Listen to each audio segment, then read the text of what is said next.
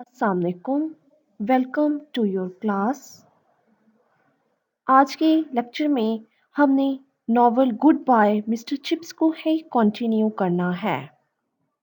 Lesson 11 तक हम novel Goodbye Mr Chips की स्टोरी देख चुके। नेक्स्ट चलना है लेसन नंबर 12 की तरफ। लेसन 11 तक हमने मिस्टर चिप्स, रॉल्स्टन और ब्रुकफील्ड स्कूल के बारे में देखा।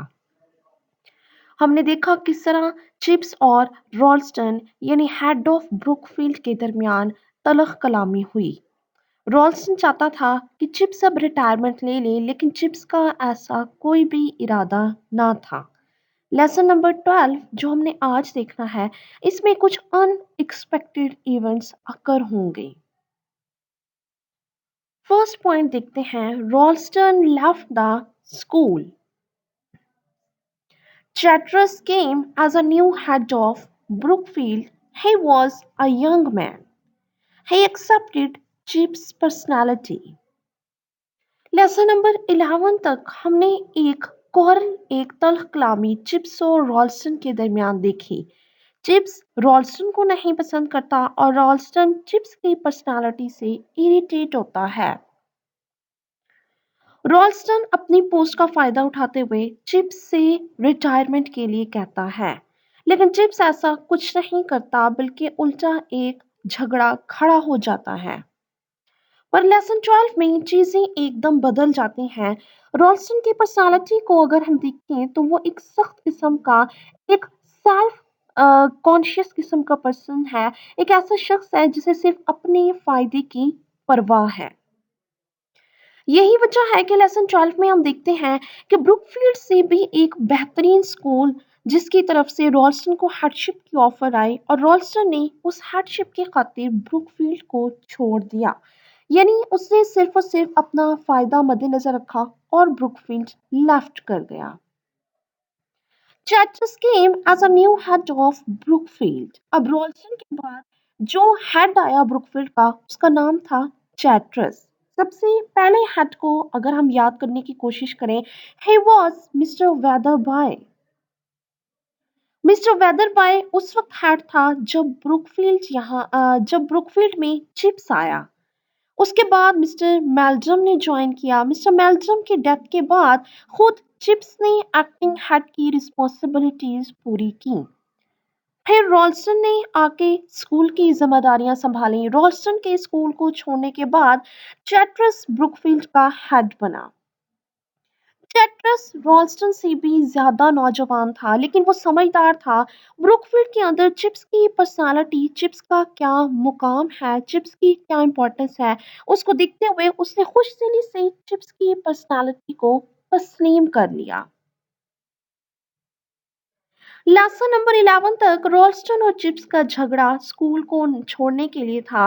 रॉल्स्टन चाहता था चिप्स छोड़ दे, जबकि चिप्स रॉल्स्टन को नहीं पसंद करता था। लेकिन लेसन नंबर 12 में किसी न किसी वजूहात के बायस पहले रॉल्स्टन ने स्कूल छोड़ा और अब चिप्स की बारी है। In 1913, Chips fall ill. Chips had bronchitis, that's why he resigned. He moved to Mrs. Victor's house. 1913 का जिक्र है कि चिप्स बीमार पड़ गया, उसे गले की सूजन की बीमारी लाहक हुई। अब चिप्स को एहसास हुआ कि being a teacher, being a worker in Brookfield, he could not fulfill his responsibilities. That's why chips resigned. Chips ने इस रियलिटी को समझ लिया कि अब वो जिम्मेदारियां नहीं निभा पाता, इसीलिए उसने रिटायरमेंट लेने का इरादा किया।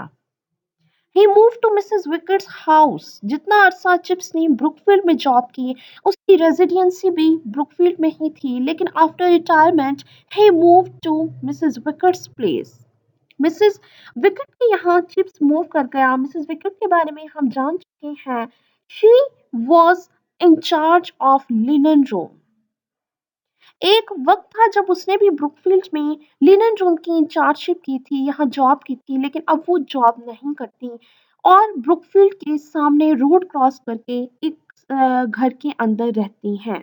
वहीं पे चिप्स भी एज अ पेइंग गेस्ट रहने लगा। नेक्स्ट देखते हैं। In July 1913, he got his farewell. He made a long speech and remembered many events of Brookfield. He wanted to write down all memories. Chips 1913 जुलाई में chips को farewell party दी गई। अपने farewell पर chips ने एक लंबी तकरीर की और उस लंबी तकरीर में उसने ब्रुकफील्ड में होने वाले तमाम अहम वाक़यात को याद किया। तमाम तर उसने वाक़यात याद किए, बहुत सी मेमोरीज शेयर की। छोटे बड़े इंसिडेंट्स शेयर करने के बाद चिप्स ने अपनी ख्वाहिश का भी इजहार किया कि वो चाहता है इन तमाम मेमोरीज को, इन तमाम यादों को लिख ले, एक बुक की फॉर्म में अपने पास महफूज कर ले। In August, he went West Haddon for his cure. He stayed at Mr. Herr Staffel's place. Staffel was his junior. Then Chips came back. Chips ने जुलाई में अपना फेयरवेल लिया, एक लंबी स्पीच की, बहुत सारी पुरानी बातें याद की और उसके बाद उसने ये भी शेयर किया कि इन तमाम मेमोरीज को वो लिखना चाहता है। Later on in August Chips went to West Hadden. West Hadden गया चिप्स अपने इलाज के लिए। वहां पे वो अपने एक जूनियर को लिए, एक जूनियर टीचर मिस्टर हैर स्टैफल के यहाँ रुका। अपने इलाज के बाद चिप्स वापस आया। नेक्स्ट देखते हैं। After his arrival at Mrs. Wickett's place, Chips got busy. Mrs wicket के यहाँ आने के बाद यानी अपने इलाज के बाद चिप्स जब वेस्ट हैडन से वापस आया और मिसेस विकेट के घर रहना शुरू किया तो तब उसकी मसरूफियात बढ़ गईं। चिप्स की लाइफ एक आम रिटायर्ड पर्सन की तरह ना थी, यानी उसके पास फुर्सत नहीं थी बल्कि करने को बहुत से काम थे। He did many tasks related to Brookfield. Brookfield के अभी भी बहुत से काम, बहुत सी रिस्पॉन्सिबिलिटीज उसके कंधों पर थीं। He dined with head staff and students. Students की कोई डिनर है, लंच है या कोई इवेंट्स है, स्टाफ के हैं या ब्रुकफील्ड के हेड के, उन सब में चिप्स का होना बहुत जरूरी था। He accepted presidency of Old Boys Club. Brookfield के ओल्ड बॉयज क्लब का प्रेसिडेंट उसे बनाया गया। ही रोड आर्टिकल्स, मज़ामीन लिखा करता वो, स्टूडेंट्स की क्लब्स में आता जाता, उनकी एक्टिविटीज पे नजर रखता। हर इवेंट, हर लंच या डिनर में चिप्स का होना जरूरी था। ही read times and detective novels. Times newspaper के साथ साथ चिप्स जासूसी नॉवेल्स को पढ़ा करता। लेसन 2 और 3 में हमने देखा था कि चिप्स का इंटरेस्ट जो था वो डिटेक्टिव नॉवेल्स में बताया गया। चिप्स की रूटीन थी सोने से पहले वो डिटेक्टिव नॉवेल का कोई एक आध पेज जरूर पढ़ता। चिप्स की पर्सनल लाइफ का जिक्र है लेसन 12 में। चिप्स की प्रोफेशनल लाइफ का जिक्र है। पर्सनल लाइफ कैथरीन के बाद एक तरह का उस पर स्टॉप लग गया और इसके साथ साथ इंग्लैंड की पॉलिटिकल कंडीशंस क्या थी उसका जिक्र है। In 1914 there was a discussion about war. War के बारे में भी डिस्कशन हमें इस लेसन में नजर आती है। होप सो लेसन 12 आपको समझ में आया।